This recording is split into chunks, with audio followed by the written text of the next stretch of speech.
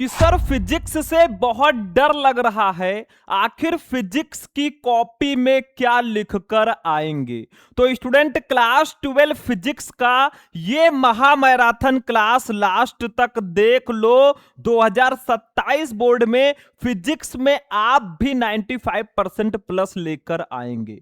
तो जितने भी हमारे स्टूडेंट इस बार हैं क्लास 12 में और जिनको 2027 में फिजिक्स का पेपर देना है ना, और आपके दिमाग में भी कहीं ना कहीं ये सवाल उठ रहा है कि सर फिजिक्स थोड़ा सा टफ है, फिजिक्स के न्यूमेरिकल मेरे समझ में नहीं आते, फिजिक्स में क्या पढ़ना है। तो ये पूरा 1 घंटे का क्लास लास्ट तक देख लेना, आप फिजिक्स में ना एक्सपर्ट बन जाओगे। क्योंकि इस वीडियो में मैं आपके लिए लेकर आया हूं क्लास 12 फिजिक्स के टॉप 20 यानी कि 20 ऐसे महत्वपूर्ण अति लघु उत्तरीय प्रश्नों को ना जो आपके बोर्ड एग्जाम में बार बार पूछे जाते हैं और 2027 में भी इनमें से बहुत सारे क्वेश्चन आने वाले हैं।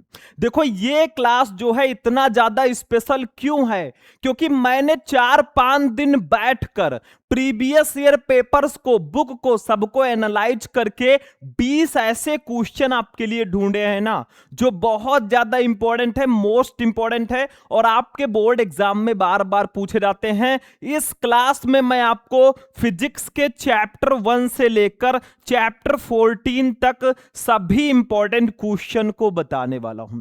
अब आप ही समझ लो ये क्लास इतना खास क्यों है, क्योंकि पूरे फिजिक्स के बुक के मोस्ट इंपॉर्टेंट क्वेश्चन मैं एक ही वीडियो में बताऊंगा भैया। तो पानी वानी लेकर बैठना, कॉपी पेन लेकर बैठ जाना, क्योंकि ऐसा क्लास आपको पूरे यूट्यूब पर कहीं नहीं मिलेगा। यह महामैराथन क्लास है। देखो इस क्लास में जितने भी फिजिक्स के चैप्टर हैं ना, सबके इंपॉर्टेंट क्वेश्चन मैं बताने वाला हूं। बहुत मेहनत से यह क्लास में लेकर आया हूं भाई, तो ज्यादा से ज्यादा इस क्लास को आप लोग लाइक करना और चैनल पर नए हो तो चैनल को भी सब्सक्राइब कर लेना ताकि ऐसे ही क्लास आपको रेगुलर मिलते रहें।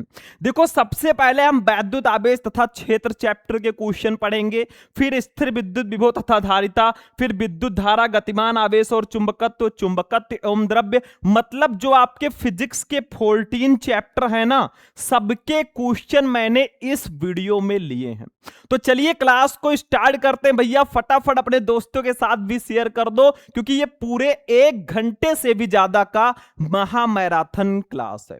तो सबसे पहले जो है ना, हम डिस्कस करेंगे अपने फर्स्ट चैप्टर के एक ऐसे क्वेश्चन को पढ़ेंगे जो आपके बोर्ड एग्जाम में अति लघु उत्तरीय प्रश्नों में बहुत ज्यादा पूछा जाता है। अब कुछ बच्चे कहेंगे सर क्या जो क्वेश्चन आप बता रहे हैं वो अति लघु उत्तरीय प्रश्नों में ही आएगा, लघु उत्तरीय में नहीं आएगा? देखो भैया ये क्वेश्चन लघु उत्तरीय प्रश्नों में भी पूछे जाते हैं। तो आप क्वेश्चन के पढ़ने पर ध्यान दीजिए, कितने नंबर के आते हैं, जितने भी नंबर के आएंगे हम लिख कर आएंगे और फिजिक्स में इस बार फोड़ के आएंगे। ठीक है, तो सबसे पहला क्वेश्चन हमारा है भैया, गॉस की प्रमेय क्या है? 1 नंबर में अक्सर ये क्वेश्चन आता है या 2 नंबर में भी कभी कभी ये क्वेश्चन आ जाता है। तो गॉस की प्रमेय क्या है, इसको आपको एक लाइन में अच्छे से समझाना है। ठीक है, देखो ध्यान से, गॉस के प्रमेय एक बढ़िया सा हेडिंग डालेंगे। फर्स्ट चैप्टर का ये बहुत इंपॉर्टेंट क्वेश्चन है। गॉस के प्रमेय को सिद्ध करने के लिए भी दिया जाता है किसमें? 5 नंबर में। ठीक है, बहुत ध्यान से समझना, मैं बहुत आसान तरीके से फिजिक्स को पढ़ाने वाला हूं, आपको भी देखने के बाद ना एकदम हलवा लगेगा। देखो क्या है, किसी बंद पृष्ठ से गुजरने वाला वैद्युत फ्लक्स उस पृष्ठ द्वारा परिबद्ध कुल आवेश का 1/ε0 गुना होता है। मतलब क्या है, बहुत सिंपल सा इसका नियम है, बस आप लोग लाइन को समझो जो मैं बोल रहा हूं। ठीक है, जो मैं कह रहा हूं उसको ध्यान से समझो क्या कह रहा। किसी बंद पृष्ठ से गुजरने वाला वैद्युत फ्लक्स, वैद्युत फ्लक्स को हम लोग डिनोट करते हैं बच्चों phi e से। तो जो विद्युत फ्लक्स होता है वो किसके बराबर होता है? देखो, उस पृष्ठ द्वारा परिबद्ध कुल आवेश का, यानी कि कुल आवेश जो हमारा है बच्चों वो क्यू है। आवेश को हम क्यू से डिनोट करते हैं। कुल आवेश का जो है 1/ε0 गुना होता है, यानी कि Q इंटू 1/ε0। यही है बच्चों गॉस का प्रमेय। इसी को हम लोग बोलते हैं क्या? गॉसियस थ्योरम। ठीक है, ये आपका है, लेकिन इसको एक तरीके से हम और लिखते हैं, वो भी मैं आपको समझा देता हूं। बहुत ध्यान से समझना और वीडियो को जितना हो सके लाइक करना। अगर इस वीडियो पर सिर्फ और सिर्फ 1000 लाइक्स आ गए ना, 1000 लाइक्स, ठीक है, और सारे बच्चों ने चैनल को सब्सक्राइब कर लिया ना, तो आप लोग अगर वीडियो को लाइक किए, 1000 लाइक तक पहुंचा दिए, तो सारे बच्चे कमेंट में पीडीएफ लिख देना, मैं इसका पीडीएफ बिल्कुल फ्री में दे दूंगा। ठीक है, और ऐसे ही मैं मैराथन क्लास सारे सब्जेक्ट का लेकर आऊंगा। बस आप लोग प्यार बांटते रहो भाई, हमें प्यार की जरूरत है। ठीक, तो देखो ये आपका गॉस का प्रमेय है। इसको बच्चों हम ऐसे भी लिख सकते हैं, देखो ध्यान से, फाई ई इक्वल टू हम लिख सकते हैं, फाई ई इक्वल टू, अब चूंकि Q इंटू 1/ε0 है तो इसको हम Q/ε0 भी लिख सकते हैं, Q/ε0। ठीक है, तो यही हो जाएगा बच्चों गॉस का प्रमेय। बहुत सिंपल है, एकदम हलवा है, समझ लो भाई, चिम्मच उठाओ खा लो, काम खत्म है। तो गॉस का प्रमेय क्या होता है समझ में आया? एक लाइन में मैं आपको डिस्क्राइब कर रहा हूं, छोटे से छोटे क्लास का बच्चा भी ना इसको यार याद कर सकता है। आप लोग तो 12th में हो, क्या कर रहे हो? इससे भी अच्छे अच्छे टॉपिक आएंगे, सब हम पढ़ाएंगे। ठीक है, देखो क्या कहा गया गॉस के प्रमेय में, जब तक हम दिमाग में ठोक नहीं देंगे भाई तब तक हम दूसरे क्वेश्चन पे नहीं जाएंगे। देखो, किसी बंद पृष्ठ से गुजरने वाला वैद्युत फ्लक्स जो फाई ई होता है, उस पृष्ठ द्वारा परिबद्ध कुल आवेश क्यों, आवेश को हम क्यू से डिनोट करते हैं, तो क्यू का 1/ε0 गुना होता है, यानी कि Q इंटू 1/ε0। ठीक है, अब फाई इक्वल टू, इसको हम Q/ε0 भी लिख सकते हैं। क्यों? क्योंकि Q का गुणा 1 से होगा तो Q आएगा, और अपान ε0। ठीक है, अब कुछ बच्चों का सवाल रहेगा, मुझे पता है कुछ शरारती बच्चे हैं ना जो कहेंगे सर जी यहां पे ε0 क्या है? जैसे फाई ई तो आपका विद्युत फ्लक्स हो गया। ठीक है, इसको भी मैं लिख ही देता हूं क्योंकि सारे डाउट हम क्लियर करते चलेंगे। और ध्यान से वीडियो को देख लेना बैठ के, अगर नींद उन्द आए तो पानी वानी लेकर बैठना, लेकिन ये क्लास बिल्कुल भी मिस नहीं करना है, अब तक का सबसे स्पेशल क्लास है। ठीक है, यहां पे ε0 क्या है इन दोनों को मैं समझा देता हूं। क्यों तो आपका आवेश है ही, वो तो सबको पता है। ठीक है, छोटे छोटे बच्चों को भी पता होगा। तो फाई ई है आपका विद्युत फ्लक्स, क्या है? वैद्युत फ्लक्स, इसको हम लोग बोलते हैं विद्युत फ्लक्स। विद्युत फ्लक्स क्या होता है? क्या होता है? विद्युत क्षेत्र में स्थित किसी पृष्ठ से लंबवत गुजरने वाली विद्युत बल रेखाओं की संख्या को हम विद्युत फ्लक्स कहते हैं। ये सब तो पता होगा ना, नहीं पता है तो आपके शुभम सर हैं भाई, पूरे साल एकदम मचा के आएंगे। उसके बाद में ε0 क्या है बच्चों? ये है निर्वात की विद्युतशीलता, निर्वात की वैद्युतशीलता, वैद्युतशीलता। ठीक है, तो समझ में आ रहा है बच्चा पार्टी, समझ में आ रहा है ये क्या होता है? गॉस का प्रमेय क्या है? बहुत सिंपल है, phi equal to Q/ε0। Phi E है वैद्युत फ्लक्स, ε0 है निर्वात की वैद्युतशीलता। सारे बच्चे इसका स्क्रीनशॉट ले लेंगे। ठीक है, चलो इसका स्क्रीनशॉट ले लो फटाफट। हो गया, चलो भैया दूसरा वाला क्वेश्चन देखो, ये हमारे दूसरे चैप्टर से है। देखो हम टोटल 20 क्वेश्चन पढ़ने वाले हैं जो सबसे इंपॉर्टेंट वाले हैं, आपके बोर्ड एग्जाम में बार बार आते हैं, और 14 चैप्टर के हम 20 क्वेश्चन पढ़ेंगे। तो एक चैप्टर का मैंने एक क्वेश्चन ले लिया, किसी किसी चैप्टर का 2-2 क्वेश्चन ले लेंगे। ठीक है, बाकी आगे आगे आपको क्लासेस मिलती रहेगी, बिल्कुल टेंशन मत लेना जब तक हम हैं। चलो दूसरा क्वेश्चन देख लो भाई, बहुत इंपॉर्टेंट है, मेरे हिसाब से टॉप रेटेड है, ये 5 स्टार वाला क्वेश्चन है। सारे बच्चे ध्यान से समझते चलो, क्योंकि आपको जो लग रहा है ना कि फिजिक्स सर हमें थोड़ा सा टफ लगता है, उसको हम इजी बनाने आए हैं, और 2027 में आपको टॉपर बनाने आए हैं। मेहनत करते रहो भाई, क्योंकि किस्मत के सितारे तभी चमकेंगे जब आप मेहनत करोगे। ठीक है, चलो दूसरा क्वेश्चन है, संधारित्र की धारिता की परिभाषा दीजिए। भैया संधारित्र की धारिता क्या होती है? अब कुछ बच्चे कंफ्यूज हो जाएंगे, सर जी क्या होता है? भाई बहुत आसान है, समझो तो आप कम से कम। देखो, संधारित्र की धारिता, एक प्यारा सा हम हेडिंग डालेंगे और लिखेंगे, किसी संधारित्र की धारिता उसकी एक प्लेट को दिए गए आवेश तथा दोनों प्लेटों के बीच उत्पन्न विभवांतर के अनुपात के बराबर होती है। मतलब किसी जो संधारित्र की धारिता है ना, वो उसके एक प्लेट को दिए गए आवेश और दोनों प्लेटों के बीच उत्पन्न विभवांतर के अनुपात के बराबर होती है। जैसे मान लो भाई संधारित्र में दो प्लेटें होती हैं, ठीक है, तो संधारित्र की जो धारिता होगी, किसी एक प्लेट को दिए गए आवेश Q और दोनों प्लेटों के बीच उत्पन्न विभवांतर V इसी के अनुपात के बराबर होती है।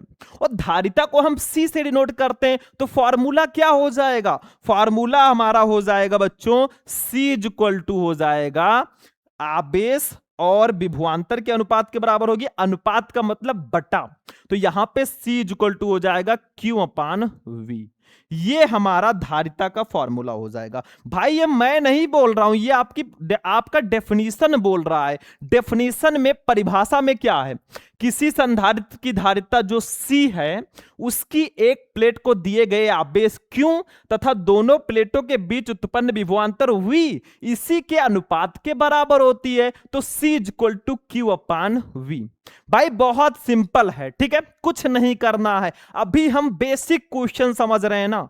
आप लोग प्यार बनाए रखो, 3 नंबर 5 नंबर डेरिवेशन सब कुछ इतने आसानी से समझा देंगे ना कि लगेगा ही नहीं फिजिक्स है, लगेगा हिंदी है। ठीक है, चलो भाई थोड़ी चीजें और इसमें हम लोग समझ लेते हैं तो आपके लिए फायदा होगा। इसका मात्रक क्या होगा भाई? धारिता का मात्रक क्या होगा? वो तो बहुत आसान है मेरे हिसाब से, आप लोग निकाल भी सकते हैं। धारिता का मात्रक, मात्रक देखिए भाई, सबसे पहले हम फॉर्मूले से इसका मात्रक निकाल लेंगे। अब चूंकि C equal to Q upon V होता है, तो Q है आवेश, आवेश का मात्रक हो जाएगा कूलाम। क्या हो जाएगा? कूलाम।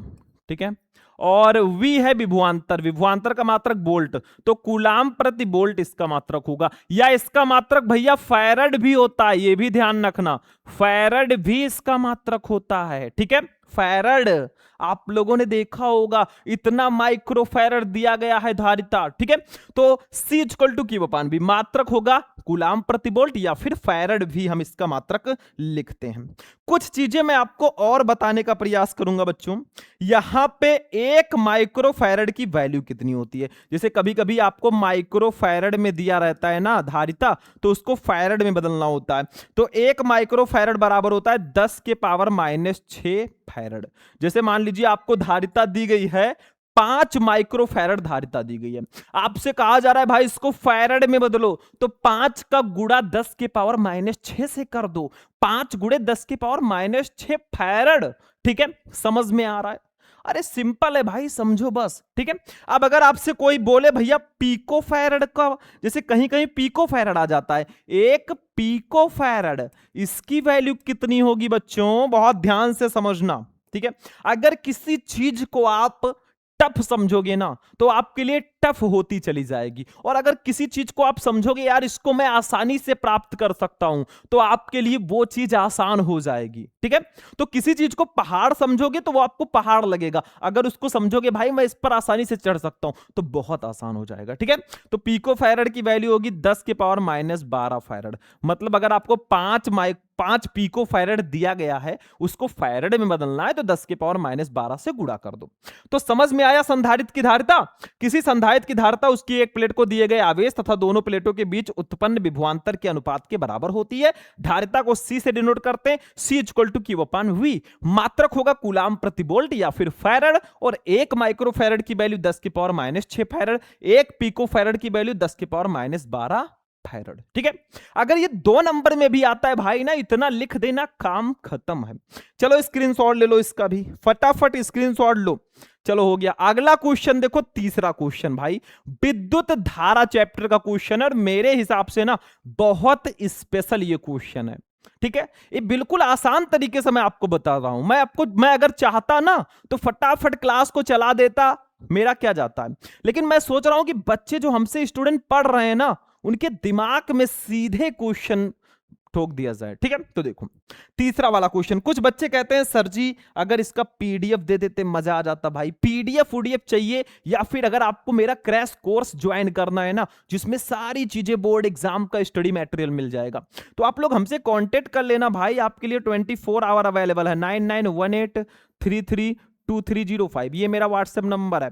इस पर आप मुझे कॉल या मैसेज कर सकते हो। ठीक है, डायरेक्ट हम आपसे बात करेंगे। लेकिन कब? जब आपको नोट्स चाहिए होगा या फिर आपको क्रैश कोर्स ज्वाइन करना होगा तो आप कांटेक्ट कर सकते हो। ठीक है, ले लो स्क्रीनशॉट भाई, मौका मिल गया। चलो तीसरा वाला क्वेश्चन हमारा है बच्चों, ध्यान से समझना। देखो, किसी चालक पदार्थ की विशिष्ट चालकता क्या है? इसका मात्रक भी लिखिए भाई। विशिष्ट चालकता क्या है? What is specific conductance and what is the unit of specific conductance. मतलब धारिता, विशिष्ट चालकता क्या और इसका मात्रक क्या होगा? चलो भाई बहुत सिंपल तरीके से समझते हैं। विशिष्ट चालकता को हम विशिष्ट तरीके से समझेंगे। ठीक है, कॉपी ऑपी पेन वन लेकर बैठे हो कि बस केवल देख रहे हो? देखने से कुछ नहीं होता, उसको नोट किया करो। कब नोट करो? पहले आप देख लो क्वेश्चन, जब एंड हो जाए, जब मैं स्क्रीनशॉट लेने का मौका देता हूं, आप लोग फटाफट नोट कर लिया करो। एक नोट्स बना लो, उसमें नोट किया करो, तो आपके लिए चीजें बहुत आसान हो जाएंगी।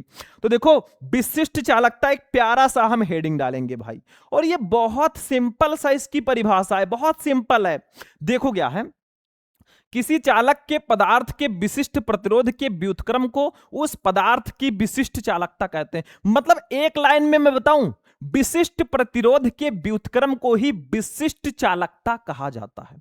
इसे हम सिग्मा से प्रदर्शित करते हैं। ये जो आधा एन बना हुआ है ना, इसको हम सिग्मा बोलते हैं फिजिक्स की भाषा में। ठीक है, हिंदी में मत जाना, नहीं तो आधा एन बोलो सर जी से। सर जी पूछे बच्चों फिजिक्स में जो विशिष्ट चालकता होती है उसको किससे प्रदर्शित करते हैं, तो आधा एन मत बोलना, आधा ना। ठीक है, वो होता है सिग्मा। तो सिग्मा इज इक्वल टू हमारा फॉर्मूला हो जाएगा बच्चों। अब चूंकि आपकी परिभाषा क्या है, विशिष्ट प्रतिरोध की व्युत्क्रम को विशिष्ट चालकता कहते हैं, तो सिग्मा इज इक्वल टू हो जाएगा 1/ρ। क्यों? क्योंकि रो आपका विशिष्ट प्रतिरोध है। अब देखो, सिग्मा और रो आपका व्युत्क्रम है एक दूसरे के, तो यही आपका फॉर्मूला हो जाएगा। ठीक है, समझ में आ रहा बच्चे वाड़ी? बहुत सिंपल है, इसका भी आप लोग ऐसे कर दो। ठीक है, अब कुछ बच्चे कहेंगे सर जी इसका मात्रक बता देते तो मजा आ जाता, क्योंकि मात्रक पूछा गया है। तो भाई इसका मात्रक मैं सीधा सीधा पहले बता देता हूं। ठीक है, उसके बाद में मैं निकालना भी सिखाऊंगा। इसका मात्रक होता है ohm inverse metre inverse. Ohm inverse metre inverse. ठीक है, ये इसका मात्रक होता है भैया, यूनिट ऑफ स्पेसिफिक कंडक्टेंस। लेकिन कुछ बच्चे कहेंगे सर जी ये आया कैसे? जैसे मैं ऐसे बता दिया कि भैया मात्रक इसका ओम इनवर्स मीटर इनवर्स होता है, या ओम इनवर्स सेंटीमीटर इनवर्स भी लिख सकते हैं। ये ध्यान रखना भैया, ओम इनवर्स सेंटीमीटर इनवर्स भी हम इसका मात्रक लिखते हैं, इतना आप लोग ध्यान रखना। ठीक है, तो देखो ध्यान से, ये आपका हो ही गया मात्रक ओम इनवर्स मीटर इनवर्स। ठीक है, या ओम इनवर्स सेंटीमीटर इनवर्स भी लिखते हैं। अब ध्यान दो, थोड़ा सा दिमाग लगाओ यहां पे। देखो भाई, यहां पे मात्रक आया कहां से वो हमें जानना है। देखो रो का मात्रक क्या होता है? रो का एक फॉर्मूला होता है। रो है आपका विशिष्ट प्रतिरोध, इसका फॉर्मूला होता है R इंटू ए अपान एल। R इंटू ए अपान एल। अब देखो भाई, R है प्रतिरोध का मात्रक हो जाएगा ओम हो जाएगा, और ए है आपका क्षेत्रफल का मात्रक हो जाएगा मीटर स्क्वायर, और नीचे आपका एल है लंबाई का मात्रक मीटर हो जाएगा। तो भाई मीटर स्क्वायर से 1 मीटर कट जाएगा, आपका बचा ओम मीटर। ये किसका मात्रक आ गया बच्चा पार्टी? ये आपका विशिष्ट प्रतिरोध का मात्रक है, यानी कि ये रो का मात्रक है। अब रो का मात्रक ओम मीटर आ गया, तो हम रो के जगह पर अगर ओम मीटर रख दें तो भाई ओम मीटर को ऊपर ले जाएंगे ना, तो ओम इनवर्स मीटर इनवर्स हो जाएगा। ठीक है, बस यही ट्रिक है, इसको भी नोट कर लो फटाफट, फिर हम आगे बढ़ेंगे। चलो स्क्रीनशॉट ले लो, फिर नेक्स्ट क्वेश्चन देखेंगे। तो हो गया स्टूडेंट स्क्रीनशॉट। चलिए भैया अगला क्वेश्चन देखते हैं हम लोग, जो कि है भैया चौथा क्वेश्चन हमारे तीसरे चैप्टर से यही है, और बहुत ज्यादा इंपॉर्टेंट है भाई। किरचॉफ का धारा नियम लिखिए। किरचॉफ का नियम जो है 5 नंबर में भी आता है, 3 नंबर में भी आता है और भाई 1 नंबर में तो आता ही आता है। जैसे किरचॉफ का धारा नियम लिखिए, तो किरचॉफ का धारा नियम, ये किरचॉफ का पहला नियम है। देखो क्या है, किसी दिष्ट धारा वैद्युत परिपथ की किसी संधि पर मिलने वाली समस्त धाराओं का बीजगणितीय योग शून्य होता है। जैसे मान लो भाई ये है आपका एक संधि, संधि का मतलब जिस पर आकर मिलती हैं धाराएं। अब मान लीजिए ये धारा आपकी आई, ये धारा आपकी आई, ये धारा है, उसके बाद में ये धारा है, फिर ये धारा है, ठीक है। तो 4-5 धाराएं हैं।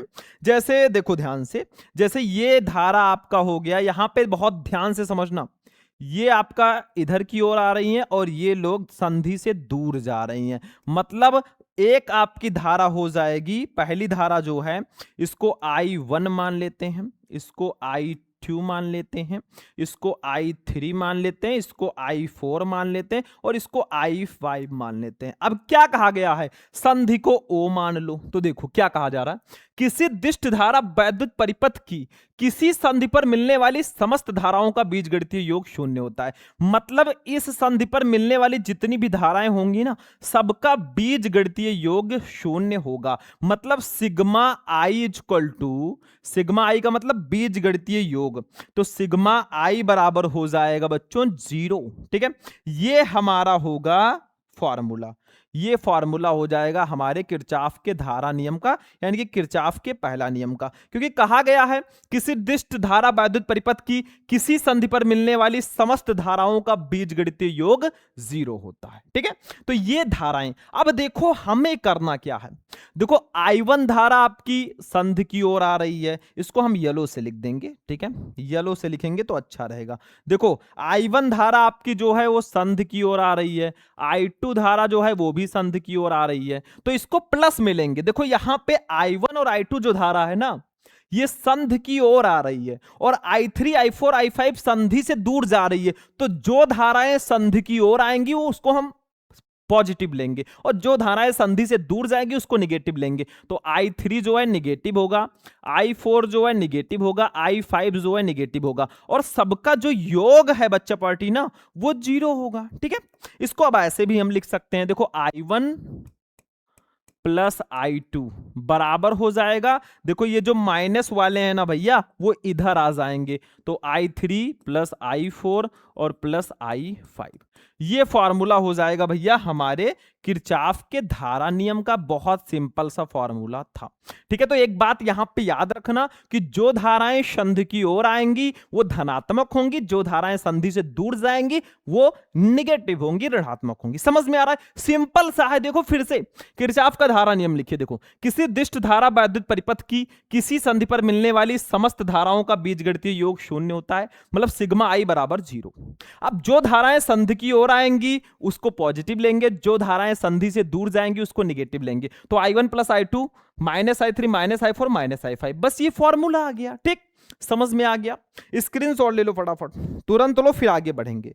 चलो भाई अगला क्वेश्चन देखो, हमारे चैप्टर 4 गतिमान आवेश और चुंबकत्व से है। क्वेश्चन नंबर 5 देखो क्या है, लॉरेंज बल क्या है, व्हाट इज लॉरेंज फोर्स। जैसे विद्युत बल होता था भैया, जब कोई इलेक्ट्रॉन या कोई कण विद्युत क्षेत्र में गति करता है तो उस पर एक बल कार्य करता है जिसको वैद्युत बल कहते थे। अब लॉरेंज बल क्या है, जब कोई इलेक्ट्रॉन या कण चुंबकीय क्षेत्र में गति करेगा तो उसको हम बोलेंगे लॉरेंज बल, उस पर एक बल काम करेगा जिसको लॉरेंज बल बोलेंगे। तो देखो लॉरेंज बल क्या है, चुंबकीय क्षेत्र में गतिमान आवेश या इलेक्ट्रॉन पर लगने वाले बल को लॉरेंज बल कहते हैं।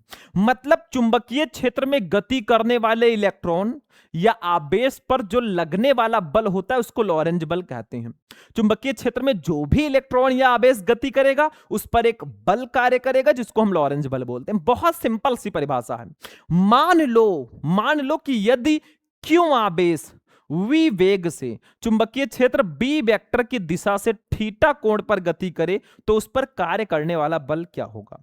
अब मान लीजिए भैया आवेश क्यू है, v वेग से गति कर रहा है किसमें, चुंबकीय क्षेत्र b में, और थीटा कोण पर गति कर रहा है। जैसे आप लोग देखते होंगे शादियों में लोग डांस करते हैं ना, कुछ लोग ऐसे ऐसे करते हैं, कुछ लोगों का एंगल ऐसे होता है, कुछ लोगों का ऐसे होता है, तो अलग अलग एंगल से करते हैं कि नहीं करते हैं। वैसे ये भी जब गति करेंगे तो मान लो थीटा कोण पर गति कर रहे हैं, तो लॉरेंज बल क्या होगा, F बराबर आपका हो जाएगा भैया, F बराबर हो जाएगा क्यू वीबी साइन थीटा, साइन थीटा। ठीक है, और अगर 90 डिग्री पर वो गति करेंगे भाई तो क्यू एफ बराबर क्यू बी भी हो जाएगा, क्योंकि साइन 90 डिग्री की वैल्यू होती है 1। ठीक है, तो ये हमारा लॉरेंज बल का फॉर्मूला होगा। समझ में आया? चुंबकीय क्षेत्र में गतिमान आवेश या इलेक्ट्रॉन पर लगने वाले बल को लॉरेंज बल कहते हैं। यदि क्यू आवेश v वेग से चुंबकीय क्षेत्र b वेक्टर की दिशा से थीटा कोण पर गति करे तो उस पर कार्य करने वाला लॉरेंज बल F equal to Q B B sine theta हो जाएगा। That's a simple. ठीक है, समझ में आ गया?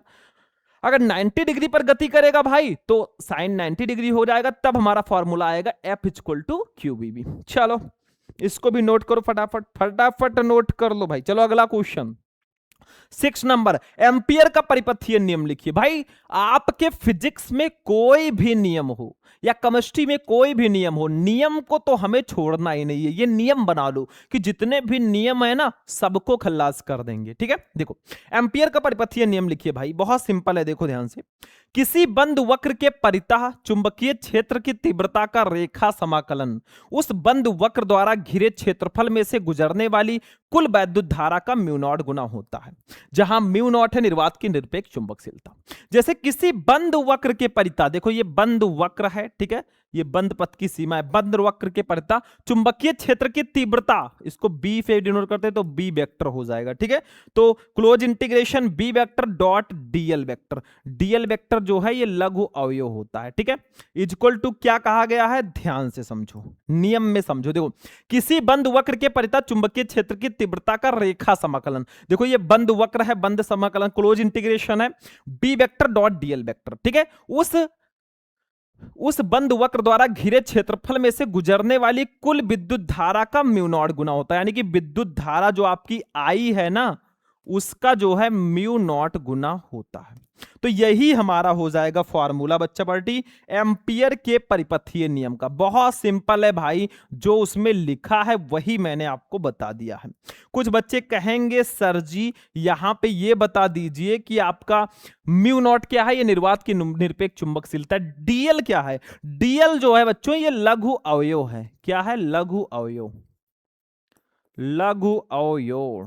ठीक है, तो ये भी आपका खल्लास हो गया भैया, समझ में आ गया? तो यही एम्पियर का परिपथीय नियम है। एक बार फिर से मैं रिवाइज करूंगा, देखो ध्यान से। किसी बंद वक्र के परितः चुंबकीय क्षेत्र की तीव्रता का रेखा समाकलन यानी कि close integration B vector dot DL vector उस वक्र द्वारा, उस बंद वक्र द्वारा घिरे क्षेत्रफल में से गुजरने वाली कुल धारा आई का म्यू नॉट गुना होता है। यही है एम्पियर का परिपथीय नियम। That's a simple. ठीक है, यहां पे डीएल है लघु अवयव, ठीक, बस हो गया। बी वेक्टर है आपका चुंबकीय क्षेत्र की तीव्रता और म्यू नॉट है निर्वात की निरपेक्ष चुंबकशीलता, आई है विद्युत धारा, बस हो गया। चलो नोट करो फटाफट, तुरंत जस्ट नाउ नोट कर लो। ठीक है, चलो अगला क्वेश्चन देखो भाई, 7 नंबर क्वेश्चन है, चैप्टर नंबर 5 से शायद ये क्वेश्चन है, इसको समझ लेते हैं, बहुत ध्यान से समझना। किन्हीं दो प्रतिचुंबकत्व वाले पदार्थों के नाम लिखिए। ये क्वेश्चन देखो 5 नंबर चैप्टर है ना, बहुत ज्यादा बड़ा चैप्टर नहीं है, छोटा सा है, तो एक छोटा सा क्वेश्चन मैंने ले लिया है, बाकी क्वेश्चंस आगे आगे बहुत आपको मिलेंगे। ठीक है, चलो किन्हीं दो प्रतिचुंबकत्व वाले पदार्थों के नाम लिखिए। तो भैया एक बिस्मथ है, दूसरा एंटीमनी है, ये प्रतिचुंबकत्व वाले पदार्थ हैं। ठीक है, बस हो गया, क्वेश्चन सिंपल था। चूंकि हम अति लघुत्तरीय प्रश्न पढ़ रहे हैं ना, तो बहुत बड़े बड़े आंसर हमें नहीं देने हैं, ये भी ध्यान रखना। अति लघुत्तरीय प्रश्नों में बहुत ज्यादा बड़े बड़े आंसर आपको नहीं देने होते। चलो 8वां, चुंबकीय फ्लक्स से आप क्या समझते हैं भाई? ये चैप्टर 6 विद्युत चुंबकीय प्रेरण का क्वेश्चन है, तो सिंपल सा आंसर है, समझ लो भाई। 1 नंबर में एक क्वेश्चन अक्सर पूछा ही जाता है। देखो ध्यान से, एक समान चुंबकीय क्षेत्र में स्थित किसी पृष्ठ से लंबवत गुजरने वाली चुंबकीय बल रेखाओं की कुल संख्या को उस पृष्ठ से बद्ध चुंबकीय फ्लक्स कहते हैं। भाई बहुत सिंपल है, जैसे हमने फर्स्ट चैप्टर में पढ़ा था विद्युत फ्लक्स, यानी कि विद्युत क्षेत्र में स्थित किसी पृष्ठ से अवलंबोत गुजरने वाली विद्युत बल रेखाओं की संख्या को हम विद्युत फ्लक्स बोलते थे ना, वैसे चुंबकीय फ्लक्स में क्या होगा, एक समान चुंबकीय क्षेत्र में स्थित किसी पृष्ठ से अभिलंबोत गुजरने वाली चुंबकीय बल रेखाओं की संख्या को चुंबकीय फ्लक्स कहेंगे। वहां पे विद्युत क्षेत्र था और विद्युत बल रेखाएं गुजर रही थी, यहां पे चुंबकीय क्षेत्र होगा और चुंबकीय बल रेखाएं गुजरेंगी, बस हो गया। इसे फाई से प्रदर्शित करते हैं, ठीक है।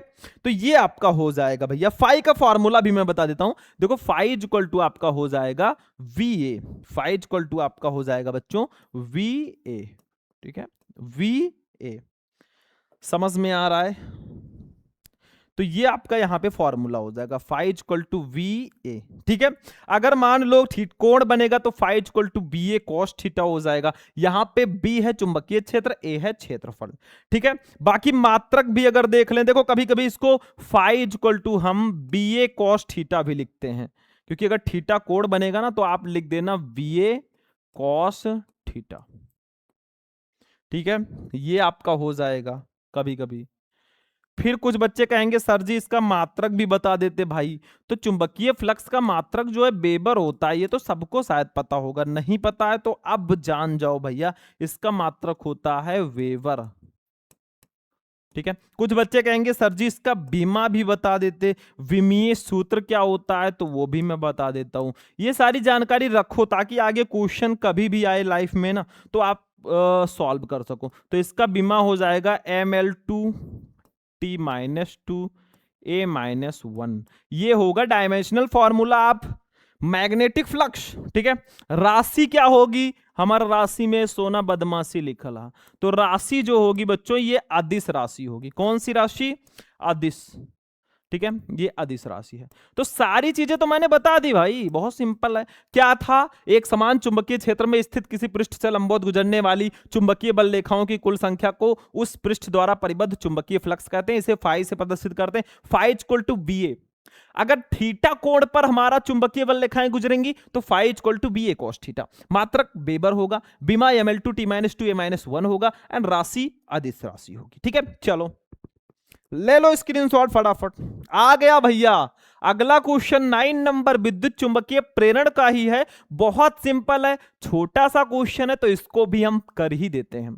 चलो भाई समझो क्या है क्वेश्चन हमारा।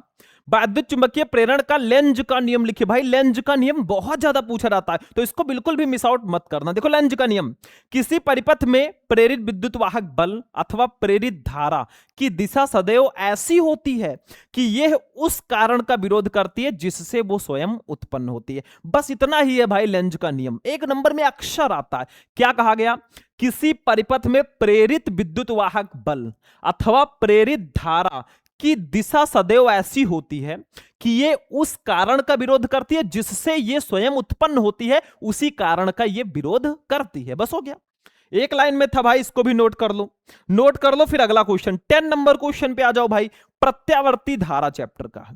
अब चूंकि यहां पे भाई फिजिक्स पढ़ रहे हैं तो न्यूमेरिकल्स तो आएंगे ही, तो ये एक न्यूमेरिकल है, बहुत ध्यान से समझाने वाले हैं। देखो दिए गए प्रत्यावर्ती स्रोत का विद्युत वाहक बल ज्ञात कीजिए। मतलब भाई यहां पे ध्यान से समझो, हमारा एक प्रतिरोध लगा है जिस पर जो विभवांतर है वो 40 वोल्ट है, एक धारिता है जिस पर विभव 20 वोल्ट है और एक प्रेरकत्व है जिस पर 50 वोल्ट का विभव है, ठीक है। एक सर्किट से जोड़ दिया गया है, ठीक है। तो देखो ध्यान से, ये आपका VR है, मतलब जो प्रतिरोध पर विभव है वो 40 वोल्ट है, ठीक है। तो इसको ऐसे लिखेंगे भाई, VR प्रतिरोध पर विभव, इस ये कितना है, उसके बाद में VC कितना है, VC, और उसके बाद में VL कितना है, ये सब आपको लिखना होगा बच्चावाड़ी। तो BR की वैल्यू है 40 वोल्ट, VC की वैल्यू है 20 वोल्ट और VL की वैल्यू है 50 वोल्ट। भाई बहुत आसान है, हमें निकालना क्या है, प्रेरित विद्युत वाहक बल, यानी कि हमें V निकालना है। परिणामी विभवांतर निकाल लो, वही प्रेरित विद्युत वाहक बल है। तो परिणामी विभवांतर, परिणामी विभवांतर,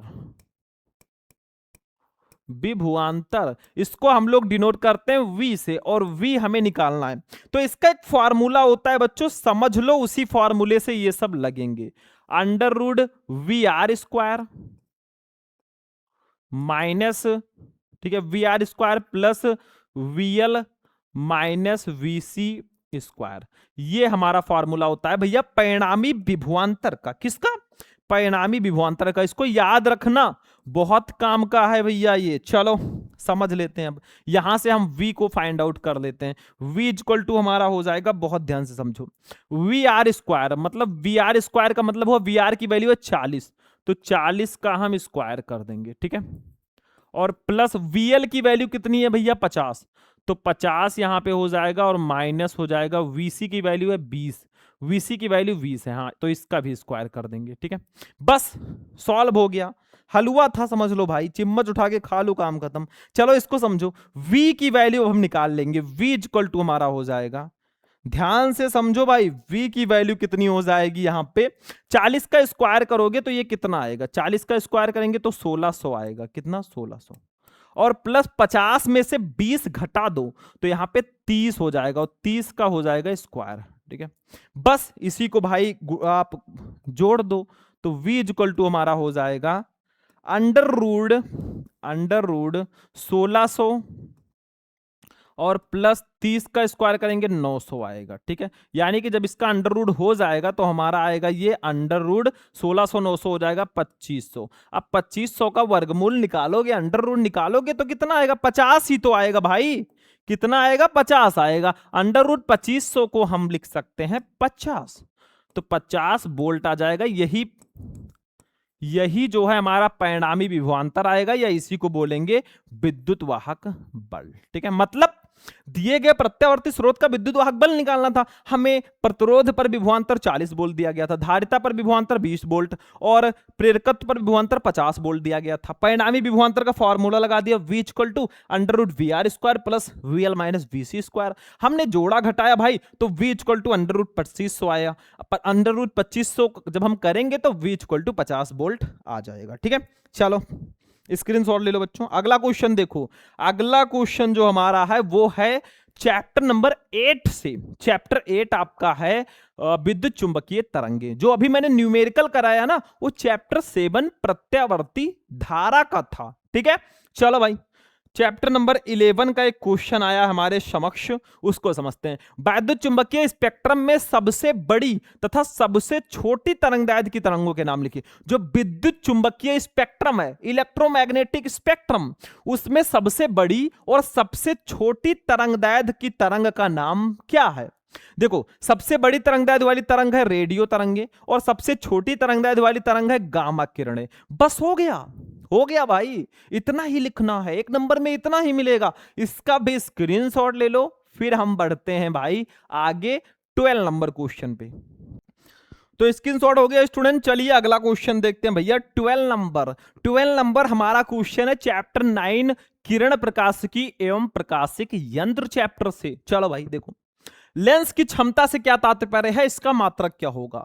मतलब लेंस की क्षमता क्या होती है और इसका मात्रक क्या होता है? बहुत आसान है भाई, सिंपल है। लेंस की क्षमता उसकी मीटर में नापी गई फोकस दूरी के व्युत्क्रम के बराबर होती है। सिंपल सा डेफिनेशन, लेंस की क्षमता उसकी मीटर में मापी गई फोकस दूरी के व्युत्क्रम के बराबर होती है। इसे P से प्रदर्शित करते हैं।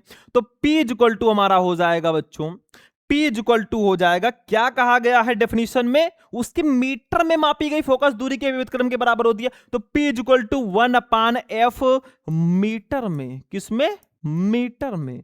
बस यही हो जाएगा आपका बच्चा पार्टी फॉर्मूला। समझ में आ रहा है ना? समझो बबुआ, नहीं तो दिक्कत हो जाएगा, क्योंकि ऐसे क्वेश्चन बार बार नहीं मिलेंगे। और अभी तो भाई मापी है मुट्ठी भर जमी हमने, अभी तो पूरा आसमान बाकी है। ये तो बस शुरुआत है, अभी हम अति लघु उत्तरीय प्रश्नों को ज्यादातर देख रहे हैं। अभी आगे आगे लघु उत्तरीय प्रश्न, न्यूमेरिकल, डेरिवेशन, बहुत सारी चीजें पढ़नी है, ठीक है। आज से खुद को स्ट्रांग बनाओगे ना तो आगे चलकर प्रॉब्लम्स नहीं होंगी। अगर मान लीजिए भैया आपका फोकस दूरी सेंटीमीटर में दिया गया है, तब क्या करोगे? तो यहां पे एक और फॉर्मूला जनरेट कर देंगे भाई। P इक्वल टू आपका हो जाएगा, क्योंकि 100 सेंटीमीटर इक्वल टू 1 मीटर होता है, तो 100/f हो जाएगा भैया। 100/f सेंटीमीटर में। अगर फोकस दूरी सेंटीमीटर में है बच्चा पार्टी ना, तो 100/f लिख दो, बस हो गया भाई। नोट कर लो फटाफट, ये आपका दूसरा वाला फॉर्मूला हो गया। ठीक है, बस हो गया। चलो मात्रक जान लो। कुछ बच्चे कहेंगे सर जी मात्रक तो बताइए। तो इसका मात्रक जो होता है ना भैया, वो होता है डायोप्टर। लेंस की क्षमता का जो मात्रक होता है डायोप्टर होता है, डायोप्टर। और इसको हम लोग डिनोट करते हैं डी से। अभी यही फॉर्मूला लगा के ना, ये वाला फॉर्मूला लगा के अभी हम न्यूमेरिकल भी कराएंगे अगला क्वेश्चन। ठीक है, तो समझ में आ गया। लेंस की क्षमता उसकी मीटर में मापी गई फोकस दूरी के व्युत्क्रम के बराबर होती है। P equal to 1/f metre में, या फिर P equal to 100/f centimetre में। मात्रक डायोप्टर। चलो नोट कर लो फटाफट। अगला क्वेश्चन देखो बच्चों, ये देखो क्वेश्चन आ गया उसी से रिलेटेड, न्यूमेरिकल आ गया, चैप्टर 9 का ही। देखो, दो उत्तल लेंस जिनमें प्रत्येक की फोकस दूरी 20 सेंटीमीटर है संपर्क में रखे हैं, संयुक्त लेंस की क्षमता निकालो। भाई बहुत आसान है। दो उत्तल लेंस हैं जिनकी फोकस दूरी हमें 20 सेंटीमीटर दी गई है। पहले लेंस की फोकस दूरी f1 और दूसरे लेंस की फोकस दूरी f2 मान लो। दोनों की वैल्यू कितनी दी गई है बच्चा पार्टी? दोनों की वैल्यू है 20 सेंटीमीटर। 20 सेंटीमीटर दिया गया है। तो हमें पहले एक काम करो, आप एक एक लेंस की क्षमता निकाल लो, फिर हम संयुक्त लेंस की क्षमता वाला फॉर्मूला लगाएंगे, P equal to P1 plus P2। ठीक है, तो देखो यहां पे ध्यान से, तो यहां पे हम सबसे पहले लेंस की क्षमता निकाल लेंगे। पहले लेंस की क्षमता, पहले लेंस की क्षमता, इसको हम लोग डिनोट करेंगे बच्चों P1 से। तो P1 इक्वल टू क्या हो जाएगा? मैंने कहा था आपसे, अगर फोकस दूरी सेंटीमीटर में है तो ये वाला फॉर्मूला लगाना क्षमता का, P इक्वल टू 100/f1। तो ये 100/f1 हो जाएगा, क्योंकि हम पहले लेंस की क्षमता निकाल लें तो 100/f1 कर देंगे। ठीक है, अब क्या करेंगे? देखो 100/f1 की वैल्यू है भैया 20, तो कट जाएगा 20 कम 20, 20 25 100। तो हमारा जो पहले लेंस की क्षमता आ गई ना बच्चों, P1 जो आ गया वो आ गया कितना? वो आ गया है हमारा 5 डायोप्टर। 5 डायोप्टर। अब देखो ध्यान से, हम P2 को भी यहीं पे निकाल लेंगे, इस साइड में चलो निकालते हैं। यहां पे निकालेंगे दूसरे लेंस की क्षमता, दूसरे लेंस की क्षमता, दूसरे लेंस की क्षमता। इसको हम लोग डिनोट करेंगे बच्चा पार्टी P2 से, क्योंकि दूसरा लेंस है तो P2 लिख दो। P2 बराबर हो जाएगा 100/f2, 100/f2 हो जाएगा। समझ में आ रहा है ना? अब देखो क्या करेंगे हम लोग, 100/f2 की वैल्यू है 20, ये भी उतना ही आएगा, 20 कम 20, 20 25 100। तो P2 की वैल्यू भी हमारी आ गई ना, P2 की वैल्यू भी हमारी आ गई कितनी? P2 की वैल्यू भी आ गई 5 डायोप्टर। 5 डायोप्टर। अब हम निकाल लेंगे बच्चा पार्टी संयुक्त लेंस की क्षमता। क्या निकाल लेंगे? संयुक्त लेंस की क्षमता। संयुक्त लेंस की क्षमता निकालने के लिए क्या करेंगे? दोनों को जोड़ देंगे, यानी कि P इक्वल टू हमारा हो जाएगा P1 प्लस P2। देखिए हलवा है बिल्कुल, समझ लो अभी, P1 प्लस P2 दोनों को जोड़ दो, संयुक्त लेंस की क्षमता आ जाएगी। तो P इक्वल टू हमारा हो जाएगा, P1 की वैल्यू भी 5 ही है और P2 की वैल्यू भी 5 है, यानी कि हमारी जो संयुक्त लेंस की क्षमता आ गई ना, P बराबर 10 डायोप्टर, या प्लस 10 डायोप्टर भी लिख सकते हैं, लेकिन 10 डायोप्टर आपका आ जाएगा। बस हो गया, लो भाई आंसर आ गया। तो क्या करना था भाई हमें? पहले लेंस की फोकस दूरी दूसरे लेंस की फोकस दूरी दी गई थी 20-20 सेंटीमीटर। पहले लेंस की क्षमता निकाला, P1 बराबर 5 डायोप्टर आया। दूसरे लेंस की क्षमता P2 बराबर 5 डायोप्टर। संयुक्त लेंस की क्षमता P1 प्लस P2 बराबर 10 डायोप्टर। बस हो गया, स्क्रीनशॉट लो तुरंत, जस्ट नाउ स्क्रीनशॉट ले लो। अगला क्वेश्चन देखो भैया, किरण प्रकाशिकी के बाद तरंग प्रकाश की चैप्टर आता है, चैप्टर नंबर 10 और 14 नंबर क्वेश्चन पे हम आ चुके हैं। 14 नंबर देखो, अध्यारोपण का सिद्धांत लिखिए। भाई अध्यारोपण का सिद्धांत क्या है? देखो ऐसे लिख दो, इसको सिर्फ लिख देना है आपको, न्यूमेरिकल नहीं है भाई। देखो, किसी माध्यम में दो अथवा दो से अधिक प्रगामी तरंगे एक साथ परंतु एक दूसरे की गति को बिना प्रभावित किए चल सकते हैं। मतलब कोई भी माध्यम हो, उसमें दो या दो से अधिक प्रगामी तरंगे एक दूसरे की गति को बिना प्रभावित किए चल सकती हैं भाई। अतः माध्यम के प्रत्येक कण का किसी क्षण परिणामी विस्थापन दोनों तरंगों द्वारा अलग अलग उत्पन्न विस्थापनों के सदिश योग के बराबर होता है। यही मेन लाइन है। मतलब अतः माध्यम के प्रत्येक कण का जो किसी क्षण परिणामी विस्थापन होगा वो दोनों तरंगों द्वारा अलग अलग उत्पन्न विस्थापनों के सदिश योग के बराबर होगा। इस सिद्धांत को अध्यारोपण का सिद्धांत कहते हैं। भाई मेरे पास कोई टानिक वानिक नहीं है जड़ी बूटी की, आपको दे दूंगा, याद हो जाएगा। इसको याद करना पड़ेगा इस नियम को। चलो भाई स्क्रीनशॉट ले लो। अगला क्वेश्चन आएंगे चैप्टर नंबर 11 विकिरण एवं द्रव्य की द्वैत प्रकृति। इसमें भाई कार्य फलन एक क्वेश्चन आया है, इसको समझ लो। इसको समझने से पहले हम समझ लेते हैं ये वाला क्वेश्चन। पहले इसको मैं पढ़ा देता हूं, उसके बाद में हम ये वाला क्वेश्चन समझेंगे, ठीक है? या पहले ये भी समझ सकते हो, कोई दिक्कत नहीं है। चलो यही समझ लेते हैं। देखो कार्य फलन क्या होता है। वो न्यूनतम प्रकाश ऊर्जा जो किसी धातु पृष्ठ से इलेक्ट्रॉन उत्सर्जित करने के लिए आवश्यक होती है, उस धातु का प्रकाश वैद्युत कार्यफलन कहलाता है।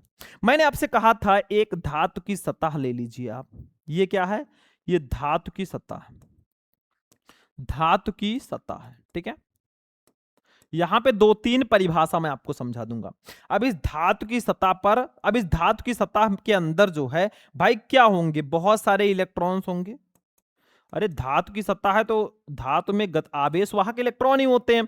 तो अब मान लीजिए इस धातु की सतह पर कोई प्रकाश आकर गिरता है, ये हो जाएगा आपका आपतित प्रकाश। मैं सिंपली समझा रहा हूं थोड़ा अच्छे से ताकि आपको दिक्कत ना हो। आपतित प्रकाश है ये, ठीक है? अब जब किसी धातु की सतह पर कोई उचित आवृत्ति का कोई प्रकाश आकर गिरता है ना, तो इस धातु की सतह से इलेक्ट्रॉन बाहर निकलने लगते हैं, उत्सर्जित होने लगते हैं। इन इलेक्ट्रॉनों को हम बोलते हैं प्रकाश इलेक्ट्रॉन। क्या बोलते हैं? प्रकाश इलेक्ट्रॉन। और इस पूरी घटना को हम प्रकाश विद्युत प्रभाव या प्रकाश विद्युत उत्सर्जन कहते हैं। एक बार मैं फिर से समझाऊंगा। देखो जब किसी धातु की सतह पर उचित आवृत्ति का कोई प्रकाश आकर गिरता है तो इस धातु की सतह से इलेक्ट्रॉन उत्सर्जित होने लगते हैं। इन इलेक्ट्रॉनों को प्रकाश इलेक्ट्रॉन बोलते हैं और इस घटना को प्रकाश विद्युत प्रभाव या प्रकाश विद्युत उत्सर्जन बोलते हैं। अब कार्यफलन क्या होता है? देखो वह न्यूनतम प्रकाश ऊर्जा, इस आपतित प्रकाश की वह न्यूनतम ऊर्जा जो किसी धातु पृष्ठ से इलेक्ट्रॉन उत्सर्जित करने के लिए आवश्यक होती है। इस प्रकाश की वो न्यूनतम ऊर्जा जो इस धातु के पृष्ठ से प्रकाश इलेक्ट्रॉन का उत्सर्जन कर सके, उस धातु का प्रकाश वैद्युत कार्यफलन कहलाएगा। मतलब इस आपतित प्रकाश की वो न्यूनतम ऊर्जा जो इस धातु की सतह से प्रकाश इलेक्ट्रॉन को निकाल सके, उत्सर्जित कर सके, वो प्रकाश वैद्युत कार्यफलन कहलाता है। इसे W से प्रदर्शित करते हैं। किससे? W से हम डिनोट करते हैं। तो W इक्वल टू एक फॉर्मूला होता है। W इक्वल टू हमारा होता है बच्चों H म्यू नॉट। क्या होता है? H म्यू नॉट, ठीक है? ये फॉर्मूला होता है। H है प्लांक नियतांक, म्यू नॉट है देहली आवृत्ति। अब चूंकि एक और फॉर्मूला होता है, चूंकि म्यू नॉट बराबर होता है आपका C अपान लैम्डा नॉट। क्या होता है? म्यू नॉट बराबर होता है C अपान लैम्डा नॉट, ठीक है? तो अब हम क्या करेंगे भाई, इस म्यू नॉट के जगह पर C अपान लैम्डा नॉट लिख देंगे। तो W बराबर हमारा आ जाएगा, W बराबर अब हमारा आ जाएगा HC अपान लैम्डा नॉट। ये दोनों फॉर्मूला हमारा उसी का है भाई। ये दोनों फॉर्मूला जो है कार्यफलन का ही है, ठीक है? इतना समझ में आ गया? मतलब क्या कहा गया है, बहुत ध्यान से समझो। देखो W equal to H mu naught होता है। H है प्लांक नियतांक, म्यू नॉट है देहली आवृत्ति। अब म्यू नॉट बराबर C अपान लैम्डा नॉट होता है। C है प्रकाश की चाल, लैम्डा नॉट है देहली तरंगदैर्घ्य। तो W बराबर HC अपान लैम्डा नॉट हो जाएगा। H क्या है भाई वो भी समझ लेते हैं, पहले एक एक को लिखो। H आपका है प्लांक नियतांक, प्लांक नियतांक, ठीक है? फिर आप लोग कहेंगे सर जी यहां पे म्यू नॉट क्या है?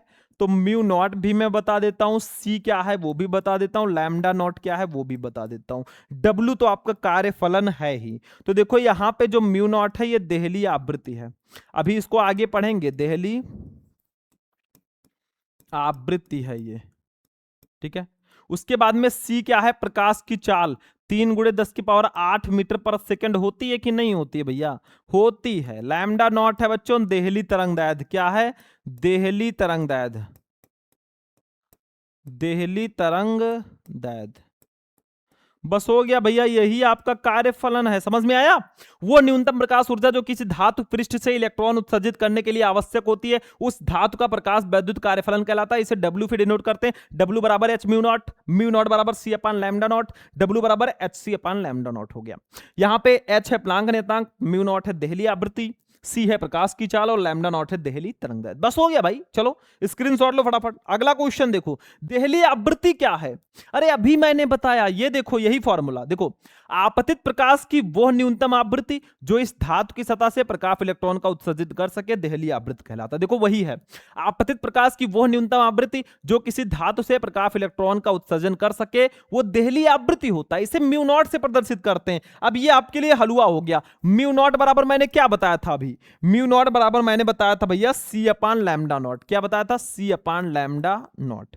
बस यही फॉर्मूला हो जाएगा, यही हमारा देहली आवृत्ति का फॉर्मूला हो जाएगा। अब कुछ बच्चे कहेंगे सर जी C क्या है, लैम्डा नॉट क्या है? तो भाई C है प्रकाश की चाल, लैम्डा नॉट है देहली तरंगदैर्घ्य। ठीक है, तो समझ में आया भाई, बहुत आसान था, ये देहली आवृत्ति होगा। अगर देहली तरंगदैर्घ्य समझ लिया तो ये हलवा हो जाएगा। देखो, आपतित प्रकाश की वो न्यूनतम आवृत्ति जो किसी धातु से प्रकाश इलेक्ट्रॉन का उत्सर्जन कर सके, वो देहली आवृत्ति कहलाती है। इसे म्यू नॉट से डिनोट करते हैं। म्यू नॉट बराबर C अपान लैम्डा नॉट। C है प्रकाश की चाल, लैम्डा नॉट है देहली तरंगदैर्घ्य। बस हो गया भाई। चलो अगला क्वेश्चन देखो, वीडियो को लाइक करते हुए चलना। 17 नंबर, डी ब्रोगली तरंगदैर्घ्य का फॉर्मूला लिखिए, इसका सूत्र लिखिए भाई।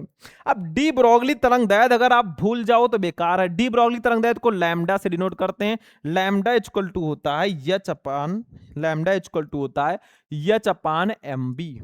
यही है देहली आवृत्ति का फॉर्मूला, यही है बेटा देहली आवृत्ति का फॉर्मूला। अब चूंकि P इक्वल टू MB होता है, P इक्वल टू हमारा होता है MB, मतलब संवेग जो है वो द्रव्यमान और वेग के बराबर होता है। तो हमारा अगला फॉर्मूला यहां पे आ जाएगा lambda equal to H upon P। क्या आ जाएगा? Lambda equal to H upon P। इसको ऐसे भी लिख सकते हैं। ये दोनों जो है ना, ये आपका डी ब्रोगली तरंगदैर्घ्य के फॉर्मूले हैं। देखो, lambda equal to H upon MB या फिर lambda equal to H upon P भी लिख सकते हैं। ठीक है, क्यों? क्योंकि MB बराबर P होता है, P बराबर MB होता है। ठीक है, संवेग बराबर द्रव्यमान इनटू वेग। बस हो गया भाई, ये हो गया। अब इसमें भी चीजें लिखना होगा ना, ये क्या है वो क्या है, देखो ध्यान से। H क्या है मैंने बता दिया, प्लांक नियतांक। लैम्डा है डी ब्रोगली तरंगदैर्घ्य। M क्या है, V क्या है और P क्या है, ये मैं बता देता हूं। M है भैया कण का द्रव्यमान। ठीक है, M है कण का द्रव्यमान, कण का द्रव्यमान। V है कण का वेग, कण का वेग। और P है भैया संवेग। P क्या है? संवेग। तो समझ में आ गया बच्चों, बहुत सिंपल था। डी ब्रोगली तरंगदैर्घ्य क्या है? Lambda equal to H upon MB या lambda equal to H upon P। ठीक है, तो यहां पे M है कण का द्रव्यमान, V है कण का वेग, P है संवेग। इससे रिलेटेड न्यूमेरिकल्स आते हैं, तो इसको बिल्कुल भी आप लोग मिस मत करना। ठीक है, चलो ये भी हो गया। अगला क्वेश्चन देख लो भाई, रिडबर्ग नियतांक, रिडबर्ग नियतांक का मान लिखिए। बहुत इंपॉर्टेंट क्वेश्चन है। तो देखिए, रिडबर्ग नियतांक का जो मान होता है भैया ना, वो होता है 1.097 गुणे 10 के पावर 7, 10 के पावर 7 मीटर इनवर्स। ये ऐसे याद रखो, काम खत्म है। मतलब रिडबर्ग नियतांक का मान लिखिए तो रिडबर्ग नियतांक का मान होता है 1.097 गुणे 10 की पावर 7 मीटर इनवर्स। ठीक है, चलो अगला क्वेश्चन देखो भाई। ठोसों में उपस्थित, लास्ट चैप्टर का है, अर्धचालक चैप्टर का। देखो, ठोसों में उपस्थित ऊर्जा बैंडों के नाम लिखिए। मतलब ठोस में जो उपस्थित ऊर्जा बैंड हैं वो कौन कौन से हैं भाई, ये भी क्वेश्चन बहुत इंपॉर्टेंट है। तो ठोस में दो प्रकार के ऊर्जा बैंड उपस्थित होते हैं, एक होता है चालन बैंड और दूसरा होता है संयोजी बैंड। ठीक है, ये दोनों बहुत इंपॉर्टेंट है, मतलब 1 नंबर में ये क्वेश्चंस आते हैं। लास्ट वाला क्वेश्चन हमारा जो है बच्चों बहुत इंपॉर्टेंट है। देखो, अर्धचालक क्या होता है, किसी एक अर्धचालक का नाम लिखिए। What is semiconductor? जैसे चालक क्या होता है? चालक वे होते हैं जिसमें आवेशवाहक इलेक्ट्रॉन होते हैं, मतलब उसमें आसानी से धारा का प्रवाह होता है। ठीक है, कुचालक क्या होता है? जिसमें धारा का प्रवाह नहीं होता है। और अर्धचालक क्या होते हैं? देखो, वे ठोस पदार्थ जिनकी वैद्युत चालकता चालकों से कम परंतु अचालकों से ज्यादा होती है अर्धचालक कहलाते हैं। मतलब वे ठोस पदार्थ जिनकी वैद्युत चालकता जो है चालकों से कम होगी लेकिन अचालकों से अधिक होगी, वो अर्धचालक कहलाते हैं, सेमीकंडक्टर कहलाते हैं। जैसे भैया उदाहरण है जर्मेनियम। उदाहरण क्या है भाई? जर्मेनियम आपका एक अर्धचालक का उदाहरण है जो कि बहुत इंपॉर्टेंट है। ठीक है, यानी कि चैप्टर 1 से लेकर देखो यहां पे आपके टोटल भाई 20 क्वेश्चन कंप्लीट होते हैं। कितने? 20 क्वेश्चन। ये 20 क्वेश्चन आप बिल्कुल से तैयार कर लेना। बाकी आगे भी मैं आपको बहुत सारे क्वेश्चन बताऊंगा। और ये क्लास मैंने आपसे पहले ही कहा था भाई कोई नॉर्मल क्लास नहीं है। मैंने आपको बताया इसमें विद्युत आवेश तथा क्षेत्र, स्थिर विद्युत विभव तथा धारिता, विद्युत धारा, गतिमान आवेश एवं चुंबकत्व, चुंबकत्व एवं द्रव, विद्युत चुंबकीय प्रेरण, प्रत्यावर्ती धारा, और उसके बाद में वैद्युत चुंबकीय तरंगे, किरण प्रकाश की, तरंग प्रकाश की, विकिरण एवं द्रव्य की, द्वैत प्रकृति, परमाणु, नाभिक, अर्धचालक, सबके क्वेश्चंस मैंने बता दिए। ठीक है, यानी कि चैप्टर 1 से लेकर ये क्लास जो है चैप्टर 1 से लेकर चैप्टर 14 तक ये 20 क्वेश्चन मैंने आपको समझाए भाई। और मेरे अकॉर्डिंग आपको बहुत अच्छे से समझ में आ भी चुका होगा। तो आप लोगों को करना क्या है, इस वीडियो को जितना हो सके लाइक करना है, ताकि ऐसे ही मैं आपको मैराथन क्लास देता रहूं। और चैनल पर नए हो तो चैनल को भी सब्सक्राइब कर लेना, अपने दोस्तों के साथ भी ये वीडियो शेयर कर लेना, क्योंकि ऐसा वीडियो आपको बार बार नहीं मिलेगा। और सबसे इंटरेस्टिंग चीज क्या है, देखो सारे बच्चे जो है कमेंट करके बताएंगे। लास्ट में सारे बच्चे जो है कमेंट करेंगे कि सर हमें अगला टॉपिक, अगला वीडियो जो है किस टॉपिक पर चाहिए, अगला मैराथन क्लास आपको किस पर चाहिए। अगर फिर केमिस्ट्री पर चाहिए सर केमिस्ट्री का दे दीजिए, लघु उत्तरीय प्रश्नों का चाहिए फिजिक्स में तो वो, डेरिवेशन, न्यूमेरिकल जो भी चाहिए ना, सारे बच्चे कमेंट कर देना, क्योंकि आपका जो कमेंट है वो हमें मोटिवेट करता है भाई कि हम आपके लिए बहुत अच्छे अच्छे कंटेंट तैयार करें और आपको बहुत अच्छे से पढ़ाएं। ठीक है, तो ये पूरा 20 क्वेश्चन आप लोग तैयार कर लेना। चैप्टर 1 से 14 तक के ये सारे क्वेश्चन थे। ठीक है, बाकी आज के क्लास में इतना ही, चलते हैं फिर आपसे हम मिलेंगे किसी नेक्स्ट इंपॉर्टेंट क्लास में, मैराथन क्लास के साथ, इंपॉर्टेंट क्वेश्चन के साथ। तब तक आप लोग अच्छे से तैयारी करते रहो, सारे के सारे क्वेश्चन नोट कर लेना और नोट बनाते रहना। ठीक है, तो चलते हैं फिर आपसे मिलेंगे नेक्स्ट वीडियो में नेक्स्ट टॉपिक के साथ। तब तक के लिए जय हिंद।